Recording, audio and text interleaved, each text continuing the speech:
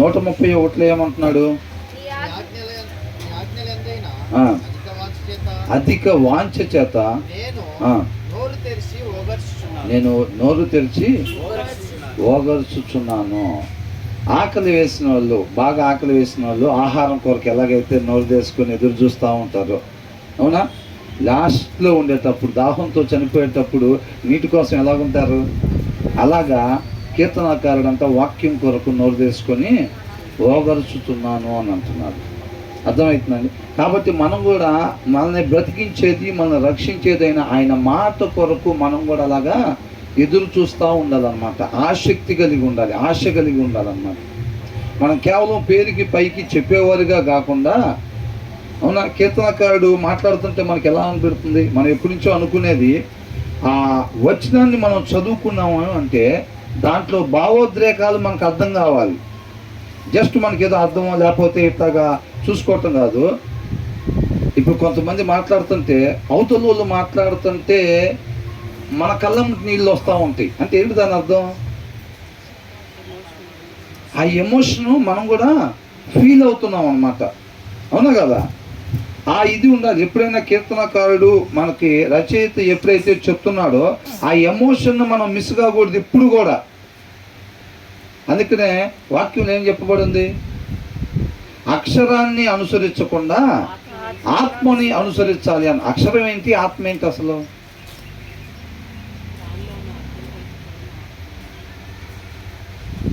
దాంట్లో ఉన్న ఇప్పుడు అక్షరం అని అంటే జస్ట్ మనం చదువుతాం. ఇప్పుడు కొంతమంది అబద్ధ బోధకులు ఏం చేస్తారు? అక్షరాలని పిక్ చేసుకుంటారు, దానికి వాళ్ళకి కావాల్సిన దాన్ని అంటుకడుతూ ఉంటారు అన్నమాట. అర్థమవుతుందండి? అక్షరాన్ని కాకుండా ఆత్మను అనుసరించాలి. ఆ యొక్క భావోద్రేకాలు మనం అర్థం చేసుకోవాలి. ఆయన ఎలా ఉన్నాడు, ఎలా చెప్తున్నాడు? కేవలం ఊరికినే చెప్తున్నాడా, పలుకుతున్నాడా మాట? లేకపోతే కీర్తనాకారుడు కూడా మనలాగానే అనుకుంటా, మనలాగంటే అందరిలాగా కాదండి, కొంతమంది లాగా. కొంతమంది మనం ఏమనుకుంటున్నాం, వాళ్ళు ఉండే విధానం, జీవిత విధానం మార్చుకోవడానికి ఇష్టపడరు. కానీ మనం ప్రశ్నలు అడిగినప్పుడు ఏం చెప్తారు? వాక్యంలో నుంచి సమాధానాలు తీసి చెప్తూ ఉంటారు. అవునా? ఇప్పుడు మనం ఏమన్నా, మీకు ఎలా ఉంది, మీకు ఏది ప్రీతికరంగా ఉంది అని అంటే ఏం చెప్తారు? మాకు కూడా వాక్యమే ప్రీతికరంగా ఉంది, మేము దొరకం. ఏంటి? మా ఉద్దేశాలు చెప్తే మీరు పట్టుకుంటారు. మీరు మమ్మల్ని అడిగినప్పుడు ఆయన ఉద్దేశాలే మా ఉద్దేశాలుగా చెప్తూ ఉంటాం మేము అనేటప్పుడు ఇక్కడ దొరకటానికి అవకాశం ఉందా? లేదు. ఇక్కడ దొరకటానికి అవకాశం లేదు. కాబట్టి మనం ఆ యొక్క భావోద్రేకాలను అర్థం చేసుకోవాలి. నీ ఆజ్ఞలు ఎందైనా, నీ ఆజ్ఞలు అంటే ఏంటి? వాక్యము. నీ ఆజ్ఞలు ఎందైనా అధిక వాంఛ చేత, అధిక వాంఛ అంటే, అధిక వాంఛ అంటే ఎక్కువ. అర్థమవుతుందా? బాగా దాహం వేస్తుంది అంటారు చూసారా, అట్లాగనమాట. అధిక వాంఛ చేత నేను నోరు తెరిచి ఓగర్చుచున్నాను. తర్వాత ఏం చేస్తాడంట దేవుడు? ఆయన నామాన్ని ప్రేమించే వారికి ఆయన కొన్ని చేస్తాడంట. ఏంటంట?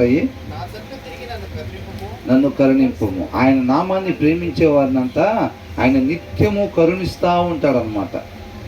ఆయన నామాన్ని ప్రేమించకుండా ప్రభువా నన్ను కరుణించు కరుణించు కరుణించు కరుణించు అంటే కరుణిస్తాడా? జడ్సన్ ఏంటంట చెప్పు. మరి ఎప్పుడు కరుణిస్తాడు? జనరల్గా చెబుదామని చూస్తున్నామంటే వినలా. అయితే ఎప్పుడైతే మనం ఆయన నామాన్ని ప్రేమిస్తామో అప్పుడే ఆయన మనల్ని కరుణిస్తాడు. మనం అడిగే పని ఏమి లేదు. అవునా? అలా కాకుండా మనం ఆయన నామాన్ని ప్రేమించకుండా, ఆయన నామాన్ని ప్రేమించడం అంటే ఏంటి?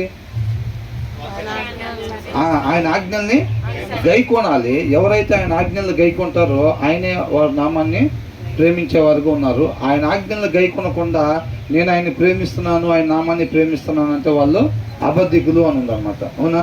కాబట్టి ఈయనేమంటున్నాడు? నీ నామమును ప్రేమించు వారికి నీవు దయచేయనట్లు నా తట్టు తిరిగి నన్ను కరుణింపుము అని అంటున్నాడు. తర్వాత నా అడుగులు వాక్యమే వెలుగు కాబట్టి నేను ఎలా ఉండాలో ఎలా ఉండకూడదో ఎప్పుడంట ఇక్కడ చెప్పేసేయమంటున్నాడా? ఎలా వెళ్ళాలో ఇటు వెళ్ళాలో ఒక్కసారి నాకు చెప్పేసేస్తే మిగతా నేను చూసుకుంటా అంటున్నాడా? నీ కృపను బట్టి నాకు ఇచ్చే ప్రతి క్షణం అని అంటే ప్రతి అడుగు నేను ఎలాగేయాలో, ప్రతి అడుగు నేను ఎలాగేయాలో నాకు నీ వాక్యాన్ని బట్టి నా అడుగులు స్థిరపరచుము. నువ్వు నాకు తెలియపరచు ప్రభువా. నువ్వు నాకు తెలియపరచకపోతే నాకు ఆ జ్ఞానం లేదు. అవునా? ఆయన తెలియపరచకపోయినా మనం మంచిగా అడిగేసేటట్టయితే ఆయన ఎందుకు అడగటం? మరి కీర్తనకారుడు అలా అడుగుతున్నాడు అంటే ఏంటి అర్థం? కీర్తనకారుడు ప్రతి మనిషిని సూచిస్తూ ఉంటాడు. అంటే ఆ ప్లేసులో మనం ఉంటే అని పెట్టుకోవాలి ప్రతి ఒక్కరిని కూడా. అంటే ఈ భూమి మీద ఏ మనిషి కూడా ఆయన చెప్పకుండా మంచిగా అడుగుని వేయలేడు. మంచిగా ఆ క్షణాన్ని, ఆయన కృపను బట్టి మనకి ఇచ్చిన క్షణాన్ని మంచిగా ఉపయోగించలేడు. అర్థమవుతుందండి? ఆ సత్యం తెలుసుకుని ఉన్నాడు అనమాట కీర్తనకారుడు. మనం కూడా ఆ సత్యాన్ని తెలుసుకుని ఉండాలన్నమాట. ఎప్పుడో ప్రాబ్లం వచ్చినప్పుడు ప్రార్థన చేయటం కాదండి. ప్రతి క్షణం ఆయన కృపను బట్టి ఇచ్చిన మనకి ప్రతి క్షణం అనే ప్రతి అడుగు కూడా అంట ఏమంటున్నాడు? నీ వాక్యమును బట్టి నా అడుగులు స్థిరపరచు. అంటే మన జీవితంలో మనం గడిపే ప్రతి క్షణం కూడా వాక్యంలో ఈ క్షణం నేను ఎలా గడపాలని ఉంది, వాక్యం ఎలా చూడాలని ఉంది, వాక్యం ఎలా మాట్లాడాలంటుంది, వాక్యం ఎలా జీవించాలంటుంది. అవన్నీ కూడా ప్రతిదీ మనకు వాక్యమే పరిమాణంగా తీసుకొని దాంట్లో ఉన్న దాన్ని బట్టే మన జీవిత విధానం ఉండాలి. నాకు అనిపిస్తుంది చదివేటప్పుడు, నాకు అనిపించింది ఏంటి కీర్తనకారుడికి వాళ్ళ నాన్న కానీ వాళ్ళ అమ్మ కానీ ఎవరు లేరా అని అనిపించింది. జనరల్గా ఏం చేస్తారు ఇంట్లో, డాడీ అసలు ఇప్పుడు ఈ టైంలో ఇప్పుడు ఇలాగైంది డాడీ, మా స్కూల్లో మొన్న అలాగైంది డాడీ, మమ్మీ ఇలాగైంది, అలా అయింది, పెదనాన్న పెద్దమ్మ అని అంటూ ఉంటారు. మరి కీర్తనకారుడి దగ్గర ఆ ప్రస్తావన ఎక్కడ ఉందా? అసలు ఎంత అద్భుతంగా ఉందో చూసారా? తల్లిదండ్రులు తప్పు చెప్పడానికి అవకాశం ఉందా లేదా? ఉంది. తల్లిదండ్రులు తప్పు చెప్పడానికి ఒక్కొక్కసారి అవకాశం. అందుకని వాక్యం తల్లి అయినా మరచునేమో నిన్ను అన్నారా లేదా? కాబట్టి అవకాశం ఉందేమో, కానీ ఇక్కడ అవకాశం ఉందా? లేదు, అవకాశం లేదు. కాబట్టి ఈయన ఎలా పెరుగుతున్నాడు? వాళ్ళ డాడీ వైపు చూస్తే ఈ పిల్లోడు డాడీ అనేటట్టుగా కాదు, డాడీ అంటానికి వాళ్ళ డాడీ వైపు చూస్తే వాళ్ళ డాడీ ఎటు చూస్తున్నాడు? అప్పటికే దేవుని వైపు చూస్తూ ఉన్నాడు. ఆ డాడీ ఏదో బిజీగా ఉన్నాడు, దేవునితో ఇట్లా ఉన్నాడు. సరే మమ్మీ అనేసరికి మమ్మీ ఎటు చూస్తుంది? దేవుని వైపు చూస్తుంది. వాళ్ళు కూడా ఇదే పనిలో ఉన్నారు. అంటే పిల్లోడికి ఏం అర్థమైంది? ఏం నేర్చుకుంటాడు? మనం కూడా అది కరెక్ట్ అనమాట, అది సత్యం అనమాట. అక్కడ బట్టి నడవాలన్నమాట. కరెక్టే కదా, నా సృష్టికర్త ఆయన కదా, నేను ఆయన ఆజ్ఞల ప్రకారంగా నడవాలి కదా. ఆయన ఎటు తిరగమంటాడు? కారు ఇప్పుడు రిమోట్ కారు అనుకున్నాం కదా, ఆ రిమోటు నన్ను ఎటు తిప్పబోతున్నాను ఆసక్తిగా ఎదురు చూస్తూ ఉండాలి. ప్రభా నన్ను ఏం చేయమంటావు? నీ కృపను బట్టి నాకు ఈ క్షణం ఇచ్చావు కదా, ఈ క్షణం ఎందుకు కొరకు ఇచ్చావు? అర్థమవుతుందా? రిమోట్ లెఫ్ట్కి తిప్పమంటున్నాడా? ఇప్పుడెప్పుడు చేద్దామా? అది లెఫ్ట్ కనగానే అది లెఫ్ట్కి తిరిగి ఆ సృష్టికర్తని సంతోష పెట్టడానికి ఎదురు చూస్తూ ఉన్నారు కీర్తనకారు. పూర్తిగా ధ్యాసడి పెట్టండి. ఎలా ఉన్నాడు రిమోట్ కార్? ఎలా ఉందంట? ఆ రిమోట్ లెఫ్ట్ అంటాడా రైట్ అంటాడా? ఆ ఆజ్ఞని నెరవేర్చి దాన్ని సంతోష పెట్టాలి, ఆ సృష్టికర్తని సంతోష పెట్టాలి అని చెప్పి ఎదురు చూస్తూ ఉన్నాను. మన సృష్టికర్త, మన సృష్టికర్త ఎవరు అంటే అమ్మ నాన్నోళ్ళు కన్నారు కాబట్టి వాళ్ళకి ఎవరు ఇచ్చారంట? గర్భఫలం యెహోవా ఇచ్చు బహుమానం. ఆయన నామానికి మహిమకరంగా సమస్త మానవాళిని తయారు చేసుకున్నాడు. కాబట్టి మనం చూపెట్టు ఉండాలి, నిత్యం దేవుని వైపు ఉండాలి. అర్థమవుతుందా? దేవుని వైపే ఉండాలి. ఆయన ఏదైతే చెప్తున్నాడో దాన్ని నెరవేర్చి, ఆయన లెఫ్ట్ అంటే ఏం చేయాలి? ఆయన ఏది చెప్తాడు? లెఫ్ట్ అంటాడా రైట్ అంటాడా అని చూడాలి. ఆయన లెఫ్ట్ అన్నాడు అనుకో, ఎప్పుడెప్పుడు చెప్తాడా దాన్ని చేసి ఆయన మహింపరుద్దాం అన్నట్టు ఉండాలి మన జీవితాలు కూడా. ఇంకొక క్షణం ఇస్తున్నాడు అని అంటే ఆ క్షణం ఎందు నిమిత్తం ఇస్తున్నాడో దాన్ని మాత్రమే చేసి ఆయన మహింపరచాలి. అట్లా మన ముందు ఒక్కొక్క రూపాయి పోగేసుకుంటేనే డబ్బులు సంపాదిస్తూ ఉంటారు కదా, అట్లాగా ఆయన కృపను బట్టి మనకిచ్చే ఒక్కొక్క క్షణం. ఇక్కడ ఇన్ని కట్టెలు ఉన్నాయి అనుకోండి, ఒకే వ్యక్తి నుంచి అటు తీసేయచ్చా? వేయలేడా? మొత్తం ఒకటేసారి వేయాలంటే వేయలేడు, ఒక్కొక్కటి వేయాలంటే వేయచ్చు. కాబట్టి ఆయన కృపను బట్టి మనకిచ్చే ప్రతి క్షణం కూడా ఏంటంట, ఆయన ఏం చెప్తాడని ఎదురు చూస్తూ ఉన్నదన్నమాట. ఆయన పలానాది చెయ్యి అని అనగానే దాన్ని చేసి ఆయన ఏం చేయాలి, మహింపరచాలి. ఆ ఆసక్తి మనలో ఉండాలన్నమాట. ఒక సృష్టికర్తను మహింపరిచే విషయంలో ఆ ఆసక్తి, ఆ ఆశ మనలో ఉండాలి. అవునండి, మనం జీవిస్తున్నామంటే ఇక మీదట మన కొరకు కాకుండా ఆయన కొరకే. అవునా? అలాగా జీవించే వరకు ఉన్నారు. తర్వాత ఏమంటున్నాడు, ఏ పాపము కూడా నన్ను ఏలనీయకము. మురికి అంటుకున్న తర్వాత పొద్దుగుకులు పోయి, ప్రభువా నేను రాత్రి ఏం చేస్తున్నా నీకు తెలుసు కదా, పొరపాటు జరిగింది మొన్న నిన్న ఇవాళ, ఇక పొరపాటు. ఆయన క్షమించేవాడు కాబట్టి నిత్యం తప్పులు చేయటం క్షమించమని అడుగుతూ ఉంటున్నాం. అవునా? ఈయన ఎలా ఇష్టపడుతున్నాడు, మన దగ్గర అంటారు చూసారు, ఏదో చేతులు కాలిన తర్వాత అలాగే ఈయన ఇష్టపడతలేదు, చేతులు కాల్చుకోకుండా ఉండే దానికోసమే ఇష్టపడుతున్నాడు అన్నమాట. అదే కదా అంటున్నాడు, ఏ పాపం కూడా నన్ను ఏలనీయకము అని అంటున్నాడు అనమాట. ఆయన ఇష్టపడట్లేదు. ఒకసారి జరిగిన పొరపాటు ఆయన జీవితంలో ఎప్పుడు కూడా జరగకూడదు అని అనుకుంటున్నాడు. తర్వాత ఏమంటున్నాడు, మనుషుల బలాత్కారం నుండి ఆయన ఎందుకు విమోచించాలంట అంటే, మనుషుల బలాత్కారం నుంచి ఎందుకు విమోచించాలంట ఆయన్ని?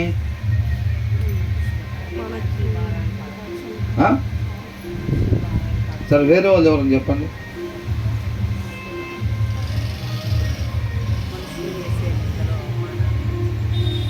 మనుషుల బలాత్కారం నుంచి ఆయన్ని ఎందుకు విమోచించాలంట, విడిపించాలంట? బలాత్కారాల నుంచి నన్ను విడిపించు ప్రభువా అని అంటున్నాడు. ఎందుకు విడిపించాలంట? అసలు దాంట్లోనే ఇచ్చారు కదా సమాధానం. ఆ వచనం చదివినప్పుడు వినలేదేమో అనిపించింది, అందుకని దాన్ని అడిగాను.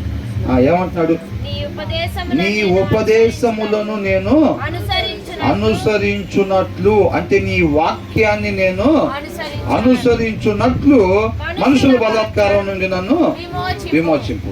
మనుషుల బలాత్కారం నుంచి ఎందుకు విమోచించాలంట? ఆయన వాక్యాన్ని అనుసరించున్నట్లు అని అంటున్నాడు. అర్థమవుతుందండి? మనం ఎందుకోసం బతుకుండాలంట? ఆయన మాట ప్రకారంగా జీవించటానికి మాత్రమే మనం బతికి ఉండాలి. సృష్టికర్త యొక్క ఉద్దేశాన్ని, నాకు ఇక్కడ చాలా మందిని చూస్తుంటే ఏమనిపించింది అంటే, కొన్ని షార్ట్స్లో పెడతా ఉంటారు కదా, ఫైనల్ ఎగ్జామ్ ఉందని చెప్పి బాగా చదువుకొని ఆ వారం అంతా చదివి నిద్ర లేక రాత్రి కూడా చదివి తెల్లారిందా చదివి ఎగ్జామ్ హాల్లోకి పోయి నిద్రపోయారంట. ఎగ్జామ్ హాల్లోకి పోయి ఏం చేశాడంట, బ్రహ్మాండంగా మొత్తం చదివేసి ఒక్క ప్రశ్న కూడా వదిలిపెట్టకుండా చదివి నిద్ర లేకుండా రాత్రి మొత్తం పొద్దున్నే 9ంటికి పరీక్ష అంటే, లేదు పొద్దున్నే 6ంటికి పరీక్ష అంటే 6ంటి దాకా మొత్తం చదువుకొని నిద్ర లేకుండా 6ంటికంట హాల్లో పోయి కమ్మగా నిద్రపోయాడంట. రిజల్ట్ ఏమైంది?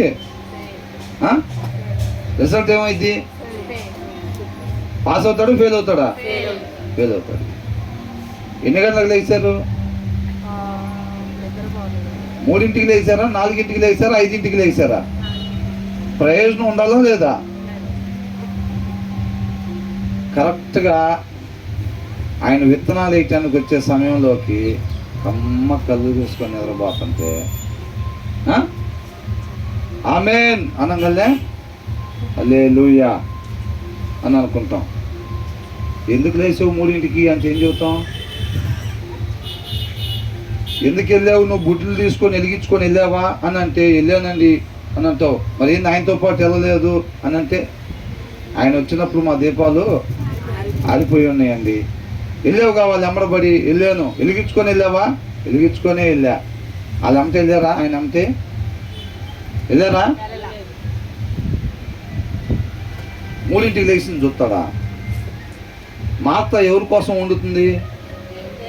యేసయ్య కోసమే వండుతుంది. యేసయ్య ఏమన్నాడు? మా అత్త అని 2 సార్లు ఎందుకు అన్నాడు? నిద్రపోతుంది కాబట్టి, ఆత్మీయంగా నిద్రపోతుంది కాబట్టి ఏమంటున్నాడు? మార్త మార్త అని అన్నాడు. నేను కూడా ఇక్కడ 2 సార్లు పలికాను ఒక పదాన్ని అంటే అర్థమైంది, ఎవరో కమ్మగా ఎంత హాయిగా ఉంది అసలు. గట్టిగా ప్రయత్నం చేస్తున్నారు కళ్ళు తెరుచుకొని నిద్రపోవటానికి. అవునా? ఇదేంటంటే జనరల్గా డ్రైవింగ్ చేసే వాళ్ళు ఏమంటారు తెలుసా, వాళ్ళు ఏ వాహనం అయితే డ్రైవింగ్ చేస్తున్నారో ఆ వాహనంలో ఎవరు నిద్రపోవద్దని చెప్తారు. ఎందుకని? పక్కన వాళ్ళకి నిద్రపోవద్దు. అసలు ఇదివరకు మేము గుంటూరులో పత్తి పనికి వెళ్ళేవాడిని, నేను లారీలు ఎక్కించుకుని వెళ్ళేవాడిని. కొంతమంది వెనకాల సరిపోతే క్యాబిన్లో కూర్చోబెట్టుకునేవాడు. క్యాబిన్లో కూర్చుకుంటే పత్తి పని కంటే ఎప్పుడు వెళ్ళేది అది రాత్రిపూట వెళ్ళాలి. రాత్రిపూట వెళ్ళి పొద్దున పూట వస్తారు ఇంటికి. అవునా? రాత్రిపూట వెళ్ళేటప్పుడు 10-11 అంటే అక్కడ నిద్ర వచ్చేది. క్యాబిన్లో నిద్రపోతే ఆయన తట్టి లేపేవాడు, నిద్రపోవద్దు, నువ్వు ఇక్కడి నుంచి అక్కడ దాకా వచ్చి అక్కడ దిగిపోతావు, ఆ నిద్ర నాకు అంటుకునేది, నేను చాలా దూరం వెళ్ళాలి నేను అని చెప్పి అంటాడు. నిద్రపోని అసలు వాహనంలో. ఎందుకంటే ఒకరికి నిద్ర వస్తే అందుకు నువ్వు ఒకరికి కావాలి నిద్ర రాగానే చూసినప్పుడు మనకేమైంది, వేరే వాళ్ళకి కూడా మనం ఏం చేస్తామంటే జాగ్రత్తగా నిద్రను తీసుకొచ్చి ఏం చేస్తాం, కరోనా వైరస్ లాగా చక్కటి సహవాసంలో ఏం చేస్తాం, ఒకరి నుంచి ఒకరికి అంటిస్తాం అన్నమాట నీట్గా. ఇది వాళ్ళ నుంచి వాళ్ళకి ఫస్ట్ ఒకళ్ళ కళ్ళు సగం కళ్ళు పెడతారు. ఫస్ట్ ఒకళ్ళు సగం కళ్ళు పెట్టగానే తర్వాత ఏమైంది తెలుసా, ఇద్దరు తయారవుతారు. తర్వాత ఎంతమంది తయారవుతారు, 3 తయారవుతారు, తర్వాత 4 తయారవుతారు. అది సంఖ్య పెరిగిపోతూ ఉంది. ఒకళ్ళు తయారైనప్పుడు అయినా ముందు కొనసాగిపోతూ ఉంటాం. ఇంకొకళ్ళు కూడా తయారైనప్పుడు ఇక్కడ బండి కొద్దిగా స్లో ఇది చెప్దామా అని అనుకుంటాం. తర్వాత 3వ వాళ్ళు 4వ వాళ్ళు కూడా తయారైనప్పుడు తప్పని పరిస్థితుల్లో చెప్పాల్సి వచ్చింది. అర్థమవుతుందండి? దేవుడి మాటలు వినటానికి వచ్చేటప్పుడు ఎవరి మాటలు ఇవి? తండ్రి మాటలు. అవునా? మరి తండ్రి మాట్లాడేటప్పుడు మనం ఆపొచ్చా? అభ్యంతరపరచొచ్చా? కాబట్టి మన ప్రవర్తన ద్వారా మనం డిస్టర్బెన్స్ని కలిగించకూడదు. కాబట్టి ఆ టైంలో పర్టికులర్ టైంలో మనం యాక్టివ్ మోడ్లో ఉండేటట్టుగా మన శరీరాలను చూసుకోవాల్సిన బాధ్యత మనది. కాబట్టి ఈ మాటను అండర్లైన్ చేసుకోండి. ఇక్కడ ఏమంటున్నాడంటే నీ ఉపదేశములను నేను అనుసరించున్నట్లు అని అంటున్నాడు. నేను అండర్లైన్ వర్డ్ ఇది. జయ శ్రీకృష్ణ. ఇదమ్మా, నీ ఉపదేశములు నేను అనుసరించినట్లు మనుషులు బలాత్కారం నుండి నన్ను విమోచింపుము. నా ఇష్టాన్ని నెరవేర్చుకోవటానికి అడ్డం పడిన వాళ్ళని తీసేస్తా ఉండు ప్రభు అంటలేదేనా? అర్థమవుతుందండి? మనుషులు బలాత్కారం నుండి నన్ను విమోచింపుము. ఎందుకోసం? నా ఇష్టాన్ని నెరవేర్చుకోవటానికా? నీ మాట ప్రకారంగా మాత్రమే ఉండటం కోసం మనుషులు బలాత్కారం నుంచి నన్ను విమోచింపు. అంతే తప్ప నాకు వేరొక కారణం లేదు. అంటే కీర్తనకారుల్లో మనకేం కనబడుతుందంటే ఆయన పూర్తిగా ఉపేక్షించుకున్నాడు అన్న విషయం మనకి కనపడుతూ ఉందన్నమాట. ఆయన పూర్తిగా ఉపేక్షించుకొని దేవుణ్ణి వెంబడిస్తున్నాడు. అనుసరించాలనే ఆశ ఎడారిలో నీటి కొరకున్న వారిలాగా ఆ ఆశ కీర్తనకారులు నిండుగా పొంగి పొర్లుతూ ఉందన్నమాట. మనలో ఎలా ఉందో చెక్ చేసుకోవాలి మనం కూడా. కాబట్టి మనం కూడా ప్రతి ఒక్కరం కూడా ఆయన వాక్యాన్ని మాత్రమే అనుసరించాలనే ఒక ఆసక్తి మనలో ఉన్నాడు. తర్వాత ఏమంటున్నాడు?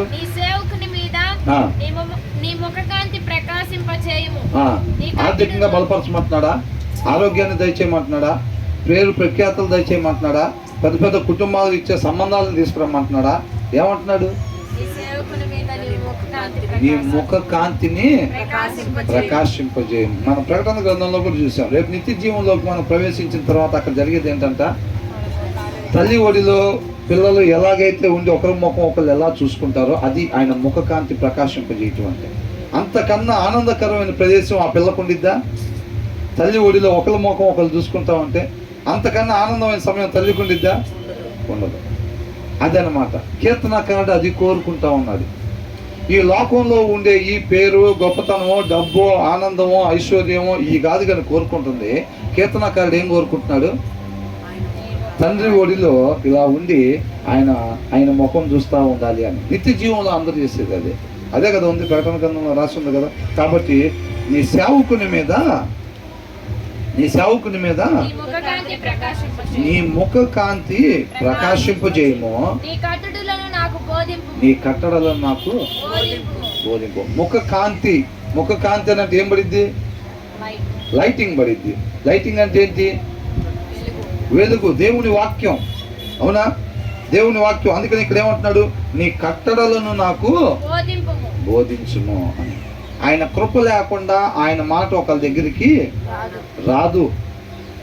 అర్థమవుతుందండి? మనం విధేయత చూపిస్తే కంపల్సరీగా అది ఏ పని కొరకు వచ్చిందో ఆ పని అది నెరవేర్చిద్ది అనమాట. మనం విధేయత చూపించకపోతే సౌలు దగ్గరికి కూడా పంపించాడు చాలాసార్లు, పద్ధతి మార్చుకోమని. మార్చుకున్నాడా? నాతాన్ దగ్గరికి కూడా పంపించాడు. ఇది నాతాన్ ద్వారా కూడా దావీదు దగ్గరికి పంపించాడు. మార్చుకున్నాడా? మార్చుకున్నాడు. నాతాన్ ద్వారా దావీదు దగ్గరికి పంపించినప్పుడు ఆ మనుషుడు ఎవరో కాదు నీవే అన్నప్పుడు ఏం చేశాడు? సౌల్లా కవరింగ్ చేసుకున్నాడా? కవరింగ్ చేసుకోలేదు. అవునా? ఎమ్మటే మోకాళ్ళ మీద పడిపోయి ఉంటాడు. నీ మాట నాకు తెలియపరచకపోతే నేను ఇటు వెళ్ళిపోయేవాడిని. నాతాను ఏం పలికాడు? దేవుని మాట పలికాడు అంతే. అవునా? అది ఎవరు మాట? నాతాను ఎవరు? ప్రవక్త. ప్రవక్త ఏం మాట్లాడతాడు? దేవుని మాటను మాట్లాడతాడు అనమాట. ఆయన నోరు తెరిచి మాట్లాడకపోయి ఉంటే దావీదు పరిస్థితి ఏమయ్యేది? అవునా? దావీదుని రక్షించింది దేవుని మాట, అది వాక్యం. ఆ దినాల్లో దేవుడు వారితో మాట్లాడింది ప్రవక్తల ద్వారా కానీ మోషే వీళ్ళ ద్వారా మాట్లాడింది మొత్తం కూడా అది ఎవరి మాట? దేవుని మాట.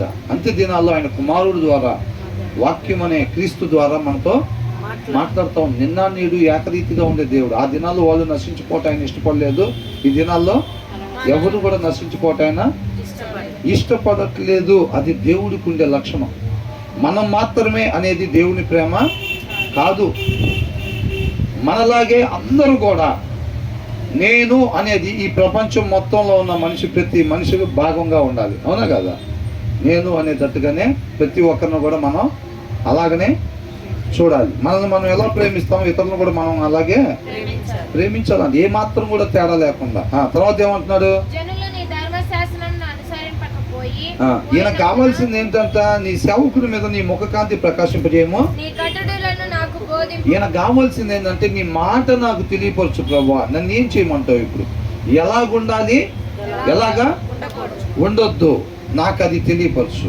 నువ్వు ఎలాగ ఉండాలి అని చెబితే దాన్ని చేయటానికేనా ఆశపడతా ఉన్నాడు, ఆతురత పడతా ఉన్నాడు అనమాట. అదే ఇందాక అనుకున్నాం కదా, నువ్వు లెఫ్ట్ అంటావా రైట్ అంటావా అని ఎదురు చూస్తూ ఉన్నాడు అనమాట. ఆయన లెఫ్ట్ అనగానే లెఫ్ట్ తిరిగి ఆయన మహింపరచాలని, నీ ఆజ్ఞని అనుసరించి నువ్వు న్యాయంగా ఉండమంటున్నావు, న్యాయంగా ఉండి నిన్ను మహింపరుస్తావు. ప్రతి క్షణం ఏమొచ్చిందిరా? అక్కడ ఏదైనా కొద్దిగా ఇల్లీగల్గా బిహేవ్ చేస్తే డబ్బులు వచ్చాయి కదా గట్టిగా అని అంటారు. ఆయన మహింపరిచే దాంతో, ఆ క్షణం ఆయన మహింపరిచే దాంతో ఎన్ని కోట్లు ఇస్తే సమానం అయింది? ప్రతి క్షణం మన జీవితంలో ఆ ఆనందంలో మనం ఉండాలి. అంటే గాలిలో తేలిపోతున్నాడు రా అని అంటారు చూసారా? అలా ప్రతి క్షణం మనం గాలిలో తేలిపోతూ ఉండాలి. ఎలాగా? ఆయన ఇచ్చిన మనకి ఏ క్షణం అయితే ఇచ్చాడో ఆ క్షణాన్ని ఆయన నామ మహిమ కొరకు ఉపయోగించి మనం ఆయన్ని సంతోష పెడతాం, మనం గాలిలో తేలిపోతూ ఉండాలి. అవునా? అలాగుండాలమ్మా. తర్వాత ఏమంటున్నాడు?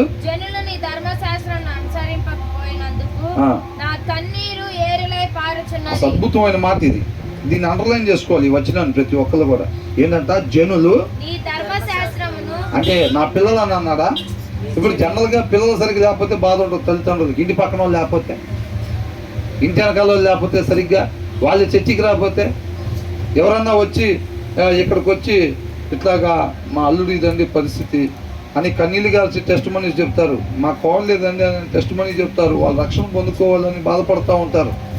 వాళ్ళ భార్య గురించి, మా భార్య రక్షణ పొందుకోలేదండి, మా భర్త రక్షణ పొందుకోలేదండి అని చెప్పి ఏడ్చుకుంటారు. టెస్ట్ మనీ మీరు అందరూ మీ ప్రార్థనలో జ్ఞాపకం చేసుకోండి అని అంటారు. అవునా? మనకు ముక్కు మోహం జరిగిన వాళ్ళ గురించి ఇక్కడికి వచ్చి వాళ్ళు రక్షణ పొందుకోలేదు, వాళ్ళు సహవాసానికి రావట్లేదు అని చెప్పి వాళ్ళందరి గురించి ప్రార్థన చేయండి అని ఏడ్చుకుంటా టెస్ట్ మనీ చెప్పి వాళ్ళని చూసావా? ఇప్పుడే చూస్తున్నాం. కన్నీరు ఏరులై పారుతుందంట, భారం. యేసుక్రీస్తు వారు కూడా కన్నీళ్ళు అందుకనే కాదు. అవునా? ఆయనకి రక్తం కూడా గారింది కన్నీళ్ళలాగా, అవునా కదా?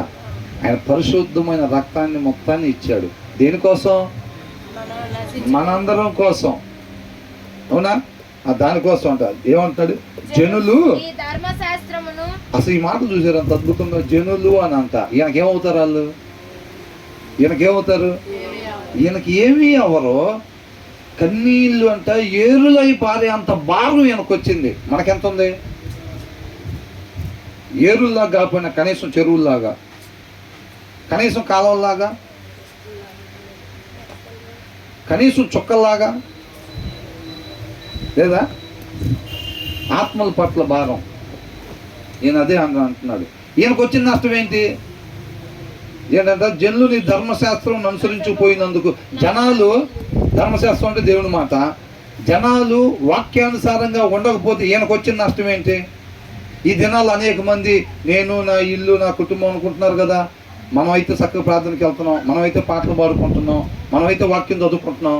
నేను, నా భార్య, నా ఇద్దరు పిల్లలు అయితే వాక్యం చదువుకుంటున్నాం. మేమైతే పరలోకంలో ఉంటాం, పండగే మనకి, అవునా? మన వాడికైతే జాగ్రత్తగా చూసుకుంటున్నాం. మనం తెలియగల వాళ్ళం, మనం నిత్య జీవంలో స్థానాలు ఏర్పరచుకుంటున్నాం అనుకుంటూ ఉంటాం. మిగతా వాళ్ళు ఎట్టబోతే మనకెందుకని అనుకుంటాం. నీ కుమారుడి మీద ఉన్న భారం నీ ఇంటి ముందు వాళ్ళ మీద లేకపోతే అది యేసుక్రీస్తు వరకు ఉన్న భారం కాదంటున్నాడు. అర్థమవుతుందండి? నీ కూతురు మీద ఉన్న భారం నీ ఇంటి పక్కన వాళ్ళ మీద లేకపోతే, నీ ఇంటి వెనకాల వాళ్ళ మీద లేకపోతే, వాళ్ళు ఎవరన్నా కానీ, ఏ క్యాస్ట్ అన్నా కానీ, నిన్ను వాళ్ళు హింసించినా, అవమానించినా, నిందించినా కానీ, అర్థమవుతుందండి? నీ కుమారుడి మీద ఉన్న భారం, నీ భార్య మీద ఉన్న భారం, ఆ భారం నీ పక్కన వాళ్ళ మీద, ఇంటి పక్కన వాళ్ళ మీద, ఇంటి ముందు వాళ్ళ మీద లేకపోతే నువ్వు అనుకునే భారం అది యేసుక్రీస్తు వారు కలిగి ఉన్న భారం కాదు అని అంటున్నాడు. ఆ భారం ఎలా ఉండాలంటే ఈయన అంటున్నాడు, వాళ్ళు వాక్యాన్ని అనుసరించకపోతే ఈయనకు వచ్చిన ప్రాబ్లం ఏంటి? వాళ్ళ లెక్క వాళ్ళు అప్పచెప్పుకోవాలి కదా. వాళ్ళు వాక్యాన్ని అనుసరించకపోతే నరకానికి వెళ్ళేది ఎవరు? వాళ్ళు వెళ్తారు. వాళ్ళు పోని ఈయన ఇష్టపడే యేసయ్యకి ఏమన్నా నష్టం కలుగుతుందా? ఇప్పుడు మన వాక్యాన్ని అనుసరించలేదు అనుకోండి, ఆయనకేంటి ప్రాబ్లం? ఆయన నష్టపోతాడని అడుగుతున్నాడా? బాబు నువ్వు వాక్యాన్ని అనుసరించు, లేకపోతే నాకు ప్రాబ్లం అవుతుంది ఇక్కడ అని అంటాడా? ఎవరి కోసం అనుసరించాలి? మన కోసం మనం అనుసరించాలి.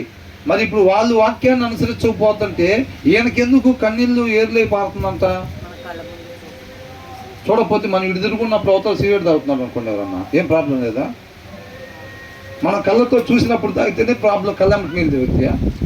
ఇప్పుడు ఎవరైనా చెప్పారు అనుకోండి, ఏమంటే మీ అబ్బాయి అక్కడ ఇట్లా చేస్తున్నాడని చెప్పారు అనుకోండి, మనం చూడలేదు కాబట్టి, నేను చూడలేదు కదా నాకేం పెద్ద ప్రాబ్లం ఉండదని అంటారా?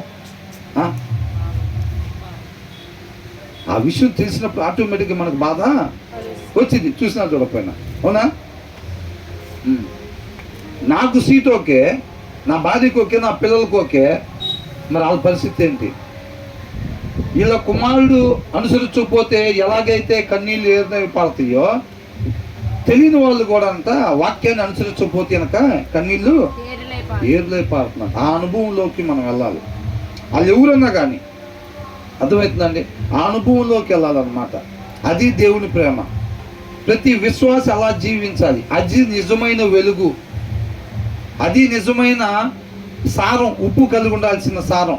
మనం ఎవరంటే ఈ లోకానికి వెలుగు, ఉప్పు అయి ఉన్నామంట. అర్థమవుతుందండి?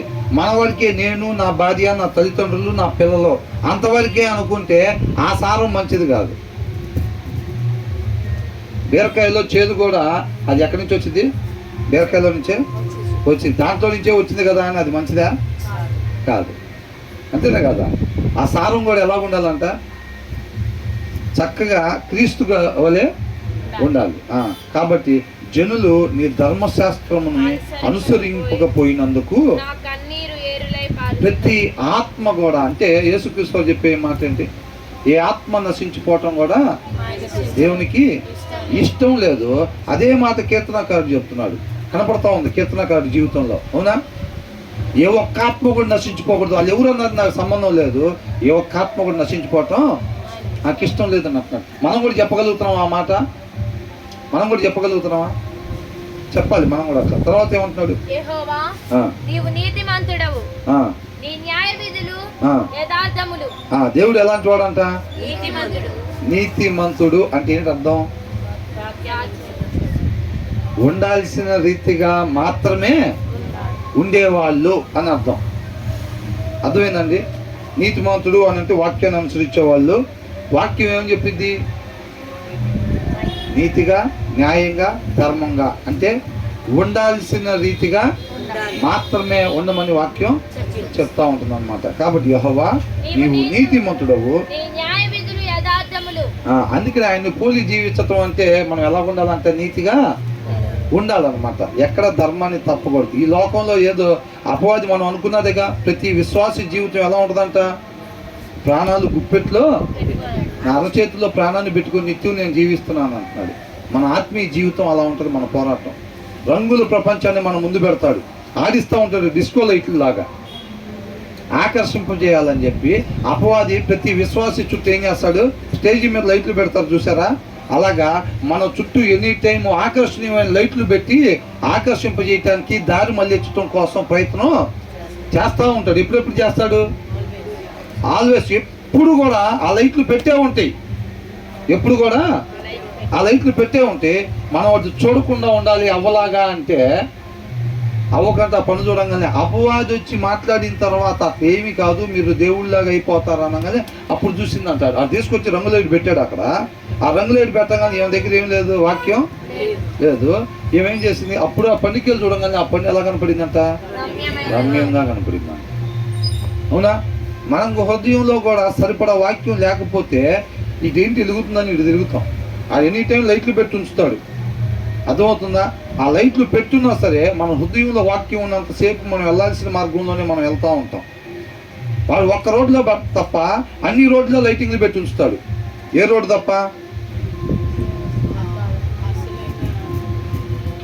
వెళ్ళాల్సిన రోడ్డు తప్ప. వాడు ఆ రోడ్లో లైటింగ్ పెట్టాడు అనుకో, పొరపాటున ఆ రోడ్లో పోతామేమో అని చెప్పి అదేం చేస్తాడు? ఆ రోడ్లో మాత్రం లైటింగ్ పెట్టడు. వెళ్ళకూడని మార్గాలన్నింటిలో వాళ్ళలాగా నశించిపోయి, అపవాదిలాగా నశించిపోయి, అపవాదిలాగా నిత్య నరకాగ్నిలోకి ఉండాలి అని అంటే ఏ దారిలో పోవాలో ఆ దారిలో సంబంధించిన లైట్లన్నీ పెట్టి ఆకర్షణీయం కలిగిస్తూ ఉంటాడు. అవునా? కాబట్టి మనం అటు పోకుండా మనం ఉండాలి. యెహోవా నీవు నీతిమంతుడవు. ఆయన మాటలు అంటే ఎలాంటివి అంట? యథార్థములు, సత్యము అని అంటున్నాడు. అవునా? 137 ఏమనుంది? You are righteous lord and your laws are right అని అంటున్నాడు. దేవుని వాక్యం ఎలాంటిదంట? సత్యములు, ఉండాల్సిన రీతిని తెలియపరిచేవి అనమాట. అర్థమవుతుంది? తర్వాత ఏమంటున్నాడు?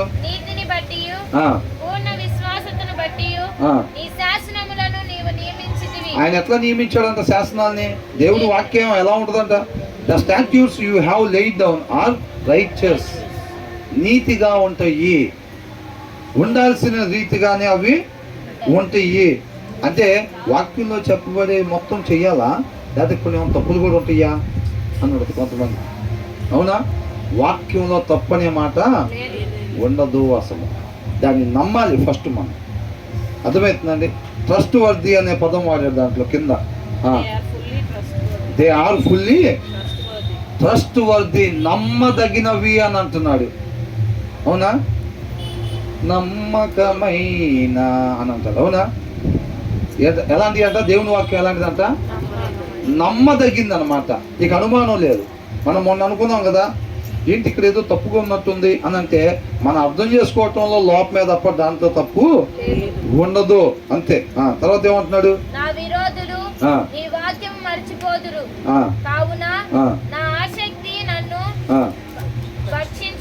భక్షించుచున్నది అన్న. కీర్తనకారుడు ఏమంటున్నాడు? ఈ రోజుల్లో కొంతమంది ఉన్నదట్టుగా అంత సేటికి ఎవరు ఉంటున్నారు వాక్యానుసారంగా?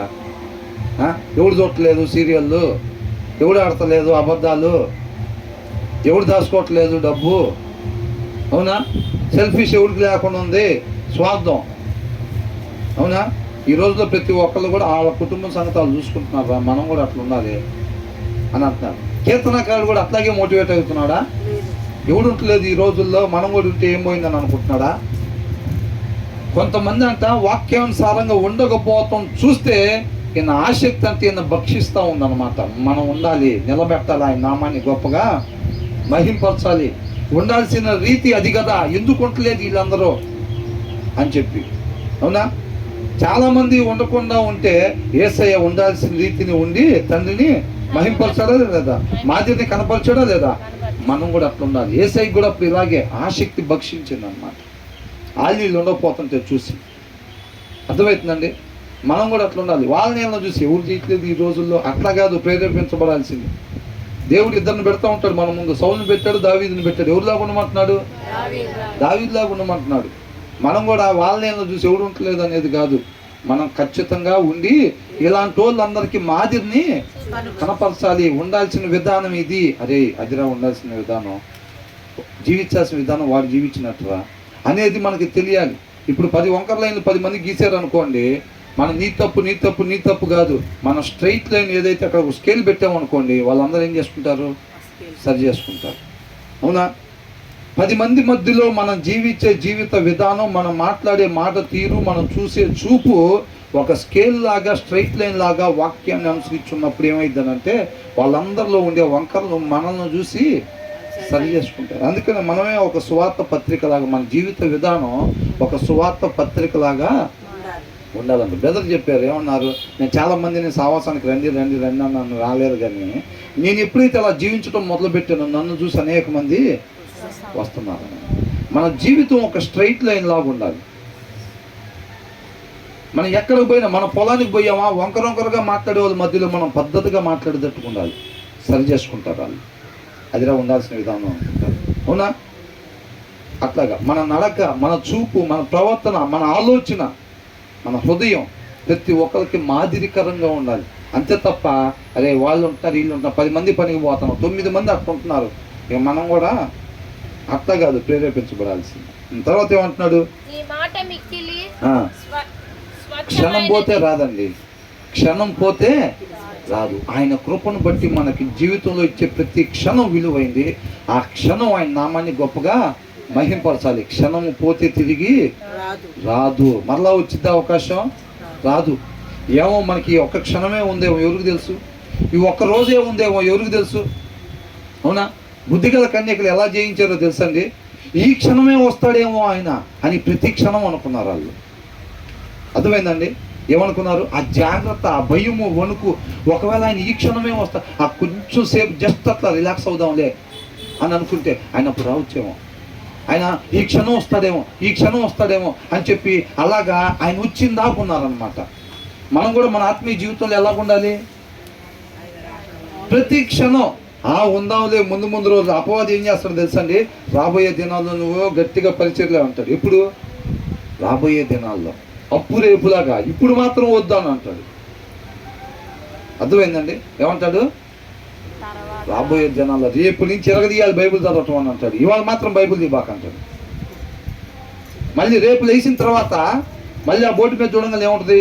రేపు నుంచి బైబిల్ ఎరగదీయాలని ఉంటుంది. మళ్ళీ ఓకే ఇవాళ ఏం లేదుగా అనుకుంటాం. మళ్ళీ రేపు నిద్ర లేకుండా ఏముంటుంది దాని మీద? రేపటి నుంచి అలా ఉండిద్ది అన్నమాట. అపవాది అట్లా పెడతాడు, డౌట్ రాకుండా. అర్థమవుతుందండి? ఈ క్షణమే మనకుందేమో, ఇవాళే మనకుందేమో అనుకుంటే మనం ఎలా జీవించాలో ప్రతి దినం అలాగే జీవించాలి. అప్పుడు బుద్ధిగల కన్యకలు ఎట్లాగైతే పెళ్లి కుమారుతో వెళ్ళారో మనం కూడా ఆయన వచ్చినప్పుడు ఆయనతో పాటు వెళ్తాం. అర్థమవుతుందండి? రేపు నుంచి చదువుదాం, రాబోయే దినాల్లో ఉందాం. మీరే చూస్తారుగా నేను ఎట్లా ఉంటానో, అసలు ఎట్లా ఆస్తులు తీసుకొచ్చి అమ్ముతాను నేను జనాల కోసం. రాబోయే దినాలు ఇప్పుడు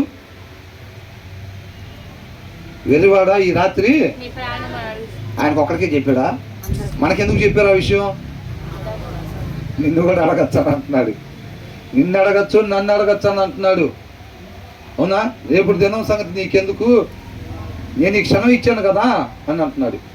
ఈ క్షణమే చివరి క్షణమేమో, ఈ దినమే చివరి దినమేమో. అయితే మనం ఎలా ఉండాలో ప్రతి క్షణాన్ని అలాగ మనం గడుపుతూ ఉండాలి. ఒక దినానికి చాలు అన్నాడు అనుకో, ఏం చేయాలి? సాష్టాంగ నమస్కారం చేసి ఆయనకే ఇంతవరకు ఈ రీతిగా నడిపించిన దేవా నీకు మాత్రమే మహిమ కలుగునుగా కానాలి. అవునా? నడిచిన వాళ్ళకి తెలిసిద్ది ఎలా వచ్చానే ఇక్కడ దాకా అని. మనం ఆత్మీయంగా ఈ రీతిగా ఉన్నాము, లోకంలో కలిసిపోకుండా ఉండటం అంటే కేవలం ఆయన కృప వలన మాత్రమే అయ్యింది అది. అవునా? మన బట్టా ఎంతమంది పడిపోయారు మన కాలనీలో. నేను నిలబడ్డానంటే ఏంది? వేయొద్దా దండలో, కప్పొద్దా శాల్వాలు, ఏంది ఆలోచిస్తున్నారు? ఇంకా కట్టద్దా స్టేజీ, సన్మానించద్దా నన్ను అని అనుకుంటే ఏమైంది?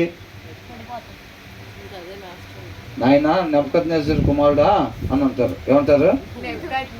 మీ నాన్న అక్కడ గడ్డి మేసాడు మొన్న, తమరు కూడా బయలుదేరితే మంచిది అంటారు. అంతేనా కదా? అది కేవలం నీ కృప. కీర్తనకాడు ఎలా నడుస్తున్నాడు దేవుడితో అసలు? బా, అవునా? వేరొకటి లేదు. గుర్రానికి ఇట్లా కడతారు చూసారా? కీర్తనకారుడు అట్లా ఉన్నాడు అంతే. గుర్రానికి ఇట్లా కట్టి వెళ్ళాల్సిన మార్గానికే వెళ్ళేటట్టుగా ఈ కలర్ లైటింగ్లు ఏమీ లేకుండా కీర్తనకారుడు ఇట్లా కట్టుకుంటున్నాడు చక్కగా. భయం, వణుకు, ఆ జాగ్రత్త. రేపు ఆయనతో పాటు యుగ యుగాలు ఉండాలి. ఒకసారి జరిగింది పొరపాటు, ఇక ఎప్పుడు జీవితంలో జరగకూడదు అని ఇష్టపడుతూ ఉన్నాడు. తర్వాత ఏమంటున్నాడు? మనకు కూడా అదే క్షణం అసలు వదిలిపెట్టద్దని నేను చెప్తున్నాను. ఎవరు శక్తి కొలది వాళ్ళని దేవుని మహిమపరిచి వద్దాం మనం ఇక్కడికి, తర్వాత ఫెలోషిప్కి. అర్థమైందా?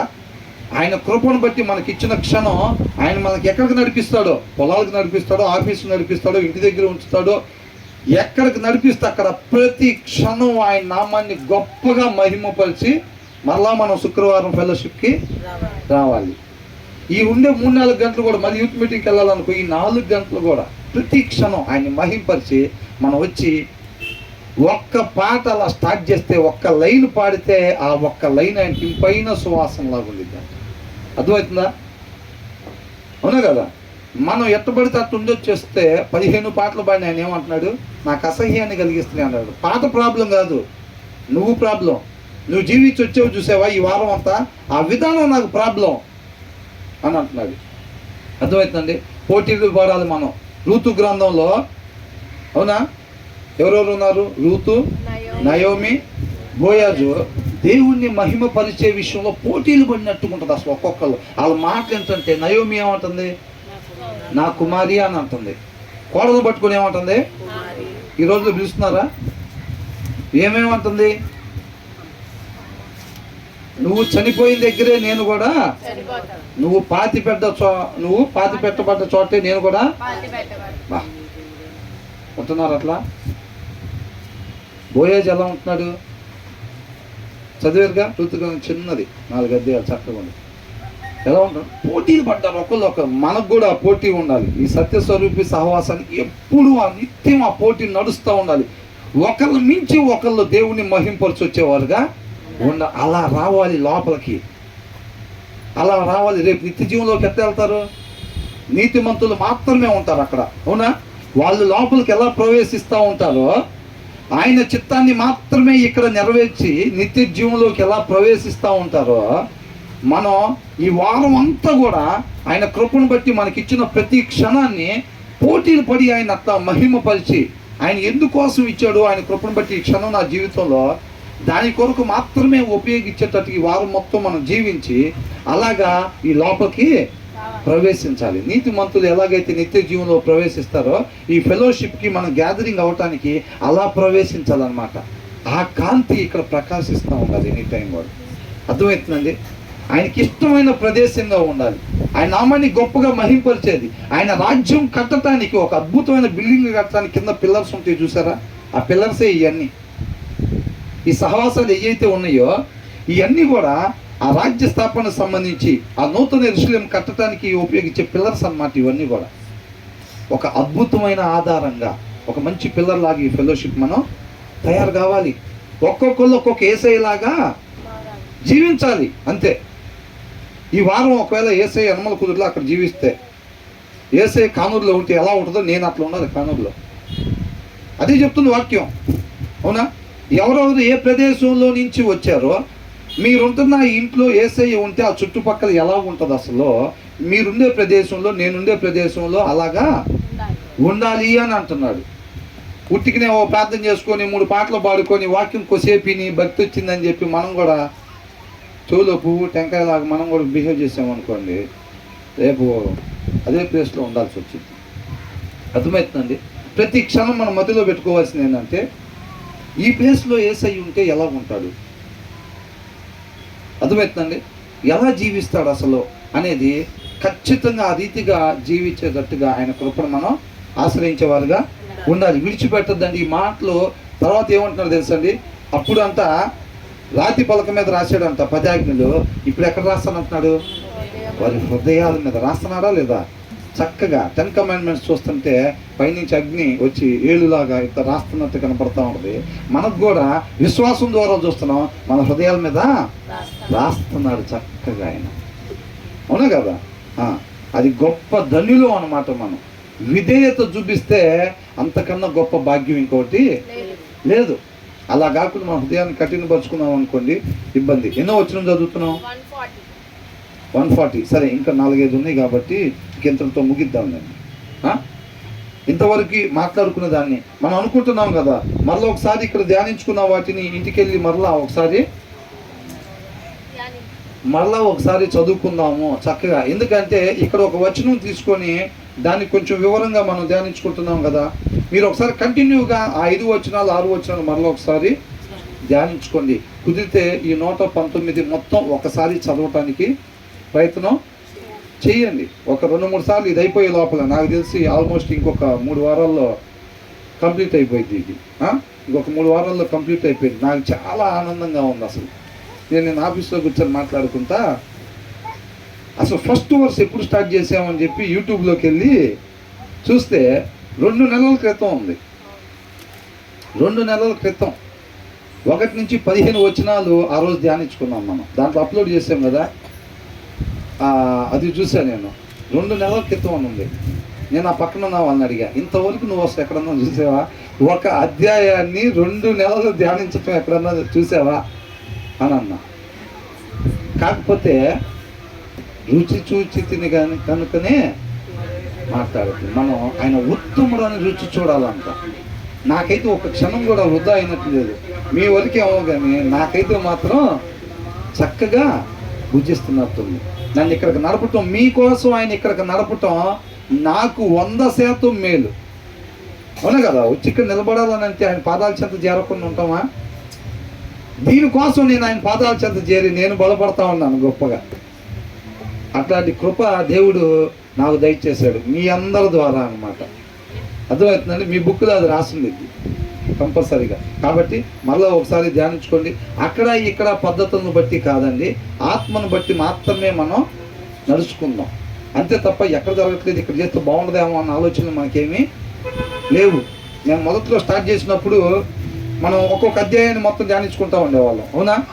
కుదిరితే అట్లాగే వెళ్తాం అనుకుంటాం, లేదా ఇవాళ సగం రేపు సగం అనుకుంటాం తప్ప ఎంత ప్రీప్లాన్డ్గా చేసే పరిస్థితి మనకి లేదు. ఆయన నడిపిస్తున్నాడు కాబట్టి ఆయన కృపను బట్టి మనం విధేయతతో నడుచుకుంటూ ఉందాం. ఎంత తినగలుగుతారో ఆయనకి తెలుసు కాబట్టి ఆయన అంతా పెడతా ఉన్నాం. దేవుడికి మహిమ కలుగుతుంది.